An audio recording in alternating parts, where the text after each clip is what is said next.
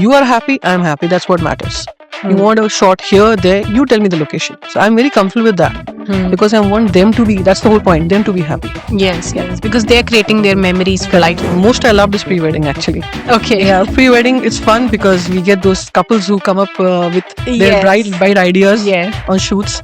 And we have a lot of props which we use, and we always Yeah. have one couple who's a shy person in the group. Yeah. So that's what we like about it. This idea of photography comes from my father. He used to take our pictures when we were kids, Yeah. and he used to be very good. He used to take instant pictures, Yeah. and very natural pictures out of the reels of the cameras which you have at that time.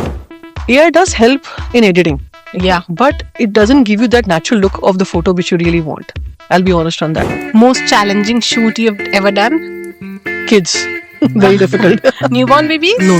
the Actually, young- three to 4 years kids. Okay. Very different. So we created the era of Raj Kapoor. Oh, wow. That particular Amila shot actually. Ah, okay. So Pyar Hua Ikrar Hua, that shot. That Right. was something which was an iconic shot of the couple. Okay. Which is one of my favorites actually. So when it comes to giving the clients, I don't have a slot of 50 or 40 pictures, which usually photographers do. Right. I give them all the number of pictures I've clicked because I believe that why should I keep all the memories with me? It's their memories, and they Correct. should be happy receiving. We planned a particular place, Hmm. and the sunset, the shot didn't come out right. Ah, And okay. there have been one situation like that also. So the client said, "No, can we do the shoot again?" I said, "Okay.